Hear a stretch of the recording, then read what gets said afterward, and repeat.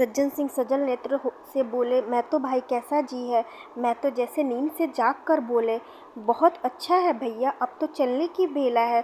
सुभागी के पिता अब तुम ही हो, उसको तुमको ही सौंप कर जाता हूँ। सज्जन सिंह रोते हुए बोले, भैया मैं तो, घबराओ मत, भगवान ने चाहा तो तुम अच्छे हो जाओगे। सुभागी को तो मैंने हमेशा अपनी बेटी ही समझा है और जब तक जीऊँगा ऐसा ही समझता रहूँगा। तुम निश्चिंत रहो, मेरे होते सुभागी या लक्ष्मी को कोई तिरछी आँख से न देखेगा, और इच्छा हो तो वह भी कह दो। महतो ने विनीत नेत्रों से देखकर कहा, और कुछ नहीं कहना चाहता भैया, भगवान तुम्हें सदा सुखी रखे। सज्जन सिंह, रामू को बुलाकर लाता हूँ, उससे जो भूल चूक हुई हो क्षमा कर दो। महतो, नहीं भैया, उस पापी हत्यारे का मैं मुंह नहीं देखना चाहता। इसके बाद गोदान की तैयारियां होने लगी। रामू को गांव भर में समझाया, पर वह अंत्येष्टि करने पर राजी न हुआ। कहा, जिस पिता ने मरते समय भी मेरा मुंह न देखना स्वीकार किया, न वो मेरे पिता है, न मैं उसके पुत्र हूँ।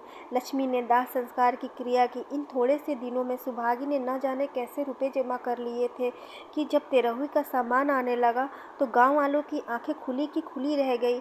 बर्तन, कपड़े, घी, शक्कर, सभी सामान इफरात से जमा हो गए। रामू देख देख कर जलता था और सुभागी उसे जलाने के लिए सबको यह सामान दिखाती थी। लक्ष्मी ने कहा, बेटी, घर देखकर खर्च करो, अब कोई कमाने वाला नहीं बैठा है, आप ही कुआं खोदना और पानी पीना है। सुभागी बोली, बाबूजी का काम तो धूमधाम से ही होगा अम्मा, चाहे घर रहे या जाए। बाबूजी फिर थोड़े ही आएंगे। मैं भैया को दिखा देना चाहती हूँ कि अबला क्या कर सकती है। वह समझते होंगे कि इन दोनों के किए कुछ ना होगा, उनका घमंड तोड़ दूंगी। लक्ष्मी चुप हो गई। 13वीं के दिन 8 गांव के ब्राह्मणों का भोज हुआ। चारों तरफ वाहवाही मच गई। पिछले पहर का समय था, लोग भोजन करके चले गए थे।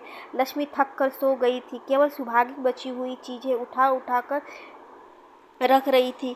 ठाकुर सज्जन सिंह ने आकर कहा, बेटी अब तुम आराम कर लो, सवेरे यह सब ठीक कर लेना। सुभागी ने कहा, अभी थकी नहीं हूँ दादा। आपने जोड़ लिया कुल कितने रुपए उठे? सज्जन सिंह ने पूछा। कि यह पूछकर तुम क्या करोगी बेटी? कुछ नहीं, यूं ही पूछती थी। कोई 300 रुपये उठे होंगे। सुभागी ने सकुचाते हुए कहा, मैं इन रुपयों की देनदार हूँ, तुमसे तो मैं मांगता नहीं। मैं तो मेरे मित्र और भाई थे, उनके साथ तो मेरा भी कुछ धर्म था। आपकी यही दया क्या कम है कि आपने मेरे ऊपर इतना विश्वास किया? नहीं तो मुझे 300 रुपये कौन दे देता? सज्जन सिंह सोचने लगा कि इस अबला की धर्म बुद्धि का कहीं वार पार भी है या नहीं। लक्ष्मी उन स्त्रियों में से थी जिनके लिए पति वियोग जीवन स्रोत का बंद हो जाना है। 50 वर्ष की चीर सहवास के बाद अब वह एकांत में जीवन उसके लिए पहाड़ हो गया। उसे अब ज्ञात हुआ कि मेरी बुद्धि, मेरा बल, मेरी स्मृति, मानो सबसे मैं वंचित हो गई हूँ। उसने कितनी बार ईश्वर से विनती की थी कि मुझे स्वामी के सामने उठा लेना, मगर उसने यह विनती स्वीकार न की। मौत पे अपना काबू नहीं तो जीवन पर भी काबू नहीं है।